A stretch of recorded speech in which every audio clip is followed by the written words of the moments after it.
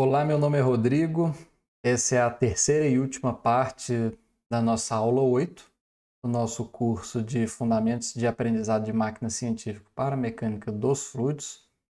E na nossa última aula nós paramos no modelo Ron-Galerkin Pod montado. Nós aplicamos para um caso linear e chegamos a fazer algumas pontuações pequenas sobre o caso não linear. E aí agora nessa aula, nessa última parte, né, a gente sobe um degrau conceitual, em que a gente explora bastante a diferença conceitual tanto do POD quanto do ROM, mas não só isso, né? A relação desses modelos também com a SVD, com o PCA e entre outros modelos que nós exploramos, e também os seus aspectos conceituais. E nós vamos trabalhar também com um exemplo completo, né, de uma análise do erro, aonde que a validação, né, ela entra em toda essa montagem teórica que nós estamos fazendo. E ao final de tudo, ao final da nossa aula, a gente vai falar um pouco também sobre o que foi esse módulo 1 do nosso curso, em que a gente fez a construção dessas ferramentas muito envolvido com a álgebra linear.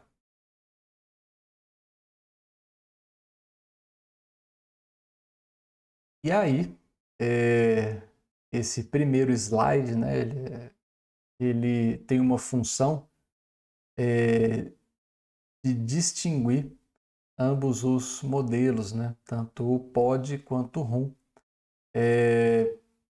A diferença ela pode ser sutil, mas ela é muito decisiva e às vezes é fonte de muita confusão na literatura, né? Então, o POD ele não é a mesma coisa que o ROM.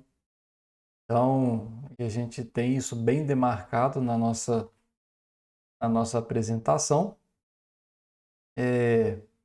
A POD ela se preocupa em responder quais os modos reconstroem melhor os snapshots que foram observados.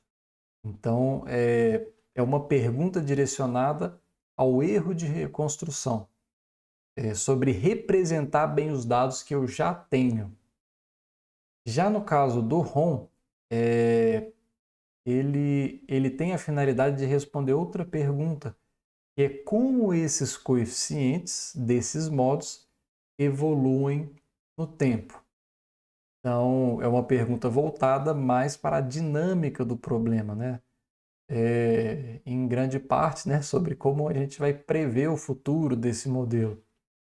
Então, a grosso modo, né, a POD ela dá a base espacial e a ROM dá a dinâmica dos coeficientes, né, que são dois objetos distintos, né, com finalidades bem distintas.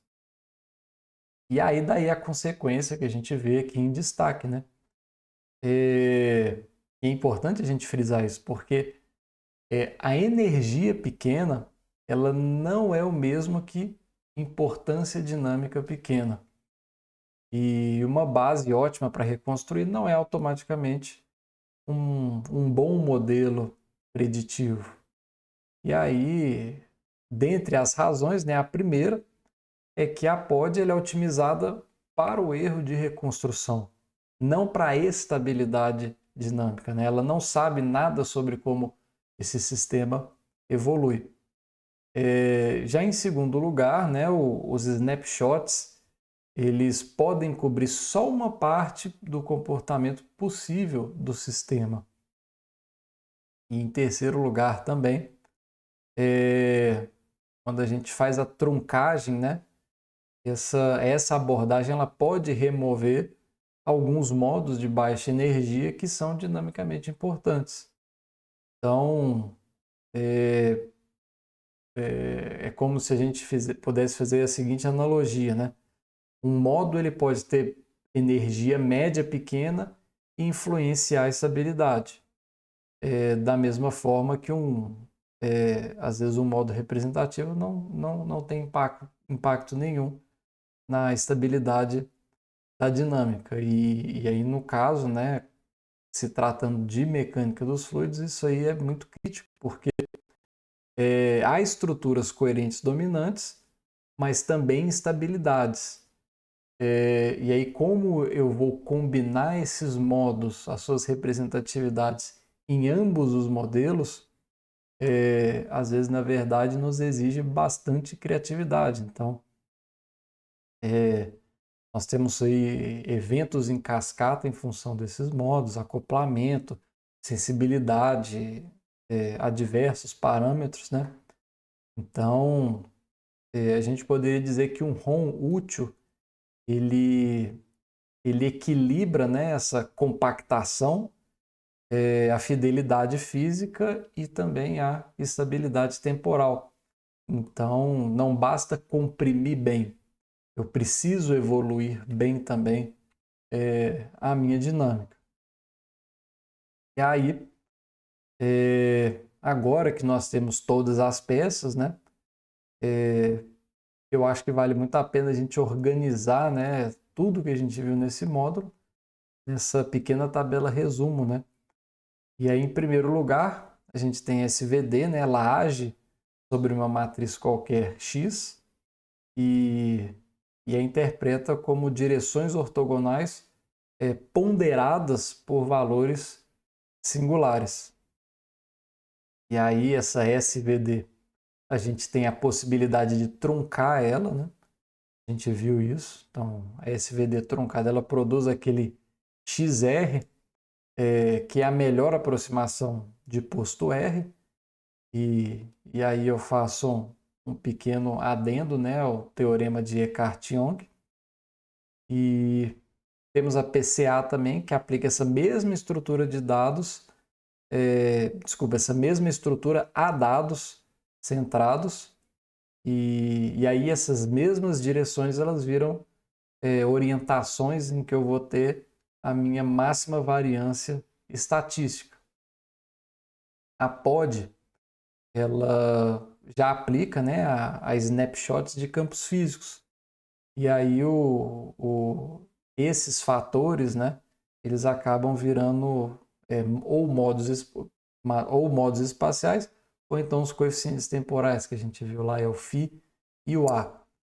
E aí, por último, o ROM, que usa esses modos como base para fornecer as equações evolutivas temporais, né, da toda a dinâmica de como esses coeficientes estão se movimentando temporalmente. E aí um resumo dessa passagem, né? A gente consegue ver aqui. Então, assim, percebam que há dois tipos de passagens, né? De naturezas diferentes.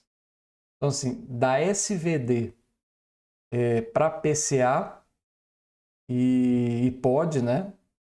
E é uma mudança quase que de interpretação, né? A matemática é a mesma. Então, no caso, obviamente, no caso euclidiano, né? Que a gente assumiu. E a decomposição que é o x igual a u sigma v transposto, né, que é SVD, quando aplicada a PCA, a gente tem uma interpretação voltada para a variância, né? Mas se a gente for perguntar para um estudioso de mecânica dos fluidos, ele vai interpretar, né, essa mesma decomposição como estruturas coerentes. E aí o objeto ele é único, mas são interpretações diferentes, né? E aí essas leituras, né, elas podem ser múltiplas, né? E o que acontece, né, de diferente quando a gente vai do pod para o ROM. E aí a gente tem uma mudança de natureza, né, que é mais profunda.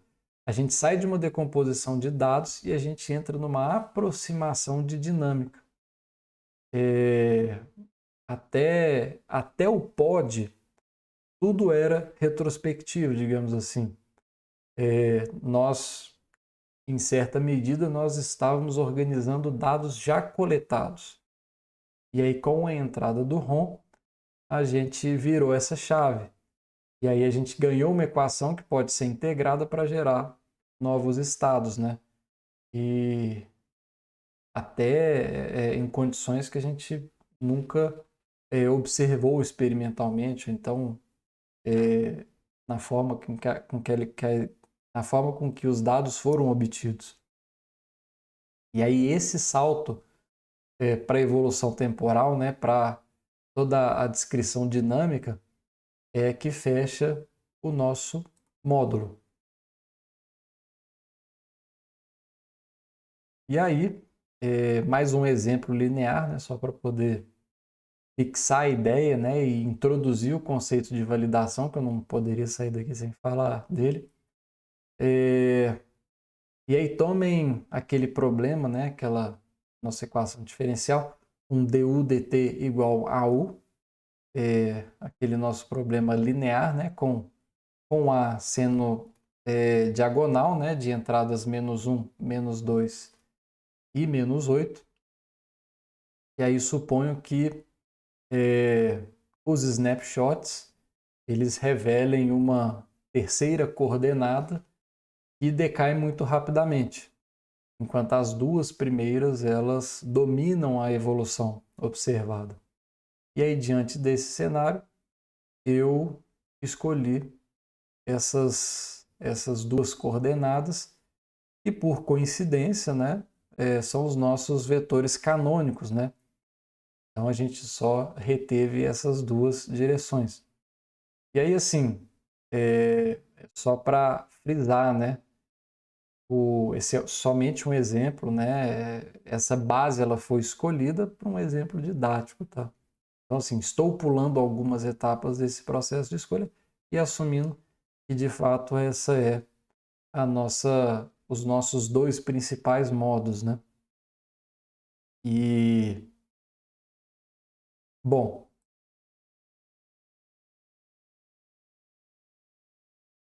a nossa conta, ela é direta. Então, o nosso AR, né, seria o φ transposto A, φ, dá essa diagonal aqui com -1, 0, 0 e -2. E aí o resultado da nossa RUM, a gente chega nessas duas equações, né? A1 ponto igual a -A1, A2 ponto igual a -2, A2. E lembrando que a terceira coordenada ela foi descartada, né? Estou trabalhando só com dois modos. E a parte interessante aqui no caso é justamente a análise do erro, né? Que a gente tem nessa nota aqui. Então, se o estado inicial ele tiver componentes relevantes na terceira direção, o ROM ele já erra no início. Porque, obviamente, ele simplesmente ignora essa direção. Mas, como ela decai rapidamente, e a gente vê isso, né? Porque a gente tem uma taxa de decaimento de -8, né? Essa contribuição ela desaparece rapidamente e o ROM ele volta a acertar. Tão breve esse decaimento da terceira componente decai, eu passo a ter essas duas dominando toda a dinâmica. E aí essa é uma das razões pelas quais os modelos de ordem reduzida funcionam tão bem e principalmente em sistemas dissipativos, né? Os modos de escalas rápidas, né? Eles morrem muito antes de representar algo significativo para o nosso problema. Só que, obviamente, isso não é uma regra universal, né? Num sistema instável, ou então que os modos descartados alimentam algum tipo de energia para os modos retidos, esse descarte ele pode ser desastroso, né? E aí por isso que eu tenho uma conclusão em que eu tenho que caminhar junto com ela a todo momento. O ROM ele precisa, né? Ele deve ser validado contra dados ou então simulações de referência. E aí eu quero trazer uma pergunta. Como que eu valido um modelo de ordem reduzida? E a resposta ela é até intuitiva, né? Comparando a solução reduzida com uma referência confiável, que é uma simulação de alta fidelidade, então uma simulação analítica, um experimento, ou então alguns snapshots que eles não entraram na construção da base do problema, né? Seria um conjunto de dados teste. E aí, duas, é, duas pequenas notas aqui. A primeira é que eu escrevo aqui o R, né? Lembrando só rapidamente quem que é o R, né? Que é o IA, é a solução do ROM, não é a projeção do estado verdadeiro. E outra observação também, eu estou escrevendo esse erro, né? Esse epsilon aqui, justamente para não confundir com aquele E maiúsculo, né? Que a gente formulou naquela formulação de energia, né? Se eu não me engano, aí entre as aulas 5 e 7. E aí aqui no slide eu tenho duas métricas, né? O erro relativo instantâneo, em que eu tenho a subtração do real vezes o estimado, né? Ponderado pelo real, e ele mede a cada instante o afastamento da solução reduzida. Então, e aqui com uma cautela, né? Que em sistemas, né? Que eles decaem a zero, né? Como aquele do nosso slide anterior, o denominador ele encolhe, né? E a medida acaba ficando mal condicionada. Aí, aí a gente costuma usar o erro absoluto, né? Ou então a norma de Frobenius. E aí eu normalizo pelo maior valor absoluto. E aí o erro global ele ganha essa forma. Então, e aí reparem nessa figura que à medida que eu vou retendo mais módulos, o erro global ele acaba caindo. Então, quando eu falo de reter mais módulos, né, na própria truncagem da SVD, em que a gente vai adotando cada vez mais modos, né? E aí pensem nisso no POD, no ROM, enfim, todos esses modelos que a gente, inclusive no PCA, todos esses modelos que a gente trabalhou. Então, aparentemente é um pouco óbvio que quanto mais modos você absorve dentro do seu sistema, mais você está recuperando a sua matriz de dados, né, os seus snapshots iniciais.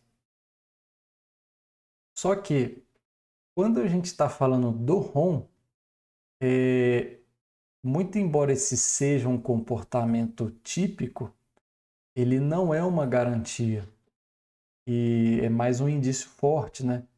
Então, quando a gente faz a análise dessas normas sozinhas, a gente pode,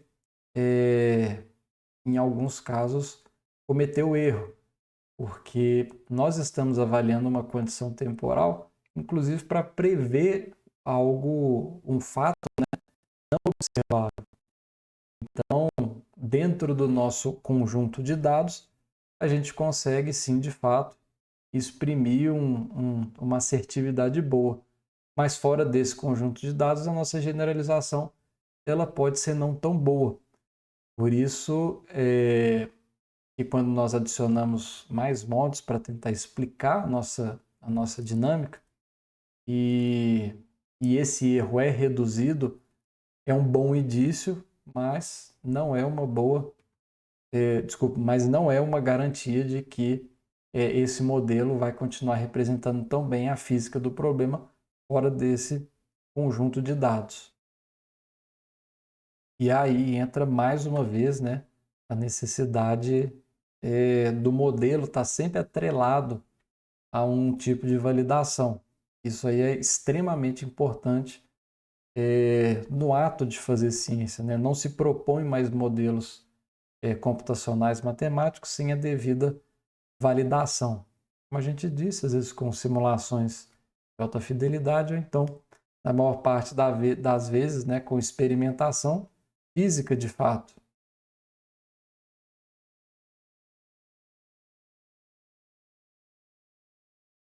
E aí agora, uma consolidação do módulo 1, né?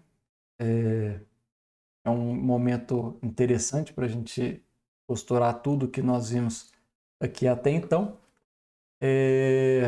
até servindo de retrospectiva, né? O módulo 1, ele construiu a linguagem mínima para os métodos que nós vamos estudar pela frente, né?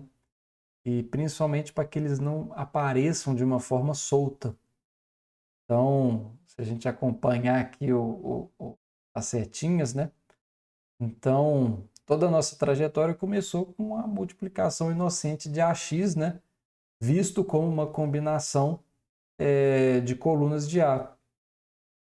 Aí a gente viu a questão do ranking do posto, do espaço coluna, do espaço nula e as leituras, né, de sistemas lineares, né? E posteriormente vieram os autovalores e autovetores, as direções preservadas por um operador, decomposição espectral e das matrizes simétricas, né? E isso tudo nos preparou para a SVD, que é justamente essa decomposição de U sigma V transposto, que generaliza a decomposição espectral para matrizes retangulares. Chegamos também na nossa SVD truncada, que nos dá a melhor explicação de posto baixo, juntamente com o teorema de Eckart-Young, né, garantindo essa otimalidade. A PCA, que pegou todo esse conceito e aplicou a dados centrados, né, fazendo uma leitura da variância, já pode fazer essa mesma aplicação a campos físicos, né, uma leitura de campos físicos. E por último, o ROM fechou esse ciclo com a análise dinâmica, né? E aí o coração, né, a consolidação, ela é apresentada justamente nessas duas fórmulas, né, que eu coloco em destaque, em que a gente não pode confundir de forma alguma. Então a nossa primeira, ela se reduz à representação do estado. É uma aproximação geométrica sobre onde esse sistema vive, né? Já a nossa segunda fórmula, ela reduz a dinâmica, né? É uma aproximação evolutiva sobre como o sistema, né, e para onde o sistema está se movendo. Então, se a gente for pensar, né, tudo nasceu com a nossa multiplicação inocente em AX e a gente chegou até ROM, né, explorando todas essas variáveis. E obviamente que o nosso arco de informações aqui ele é muito mais amplo, né? A gente só está fazendo uma consolidação. E o interessante aqui é que o nosso objetivo, né? O nosso objetivo primário, né? Quando nós estudamos aqui, é sempre tentar explicar o nosso sistema da melhor forma possível e sempre tentando reduzir o número de variáveis, né, da ordem dos modelos para que a gente consiga enxergar isso com mais clareza e tenha condição de representar esse problema de uma forma mais econômica, inclusive computacionalmente.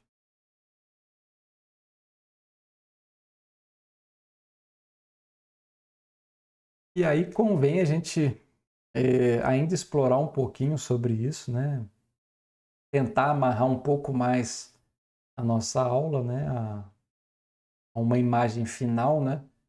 Em que eu recorro novamente às duas principais fórmulas, né? À esquerda, a nossa aproximação de U sendo φ,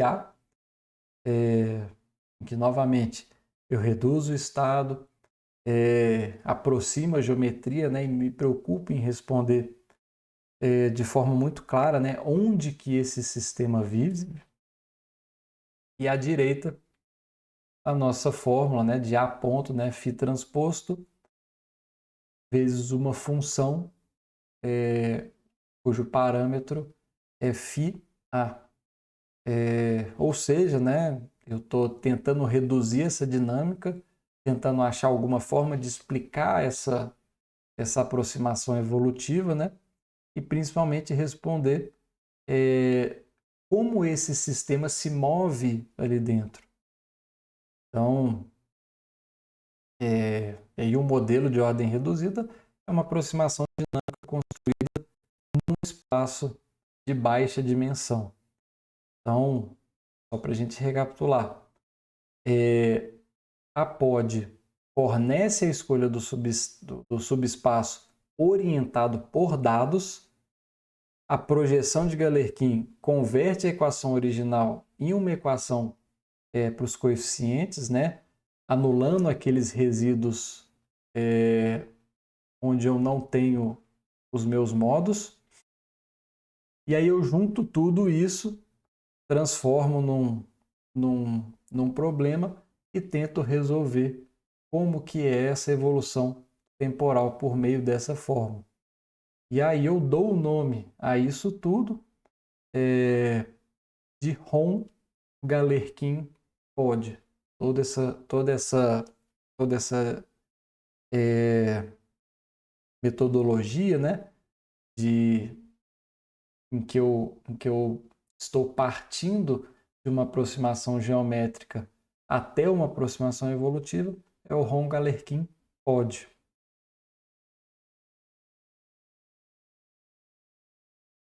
E aí, um balanço honesto, né, sobre isso tudo, é que as ROMs, elas são genuinamente atraentes, né? Porque elas podem acelerar as simulações em ordens de magnitude, né? Então, além disso tudo, elas nos permitem estudos paramétricos bastante extensos, né? E se a gente for pensar numa escala de aplicação em que a gente ganha um apoio ao controle, ao fornecimento de modelos interpretáveis, né? Em que cada um desses coeficientes eles possuem um significado de uma relevância na dinâmica que são tangíveis, né? Mas é algo fantástico, né? Mas nem tudo é mágica, né? Então, assim, eu dependo da escolha de uma base representativa, de uma truncagem adequada, de uma projeção bem formulada e também, não menos importante, de uma validação que é feita de forma muito cuidadosa, né? Isso tudo garante para nós que essas grandezas físicas vão se comportar adequadamente conforme o nosso problema. E no caso do não linear, né, a gente pontuou pouco, ainda assim é preciso avaliar o custo dessa não linearidade, né, e o poder de contribuição dela no problema, o que pode nos exigir métodos adicionais. Então, um bom ROM, ele é basicamente um equilíbrio muito delicado entre compactação, fidelidade e estabilidade. E aí, quando eu consigo alcançar isso, é inquestionável, né, que o resultado ele é poderosíssimo. E aí, para a gente fechar o nosso módulo 1, né, nós saímos de vetores e matrizes, né, lá nas nossas primeiras aulas, e chegamos a projetar a física de um escoamento inteiro, né, com alguns poucos coeficientes que evoluem no tempo. E aí, com a nossa base, né, que foi a POD, né, que a gente usa ela para escolher o nosso subespaço, né, orientada pelos dados, a projeção de Galerkin, converte essa equação e todos aqueles nossos eventos encadeados, né, que eu mostrei no nosso arco, até a gente chegar nas equações evolutivas. Então, os nossos estudos, né, posteriores, que nós vamos ver muitas coisas ainda, essas são as ferramentas principais. E aí, o que a gente pode esperar do nosso curso de agora em diante é muito mais aplicação do que a construção dessas ferramentas em si. Então, era importante que a gente passasse por esse processo prévio, né, de construção, muito embora eu entenda que bastante abstrato, né, mas muito necessário. E é isso, foi um prazer estar com vocês nesse primeiro módulo. Nas próximas aulas a gente já entra no nosso próximo módulo. Muito obrigado e bons estudos.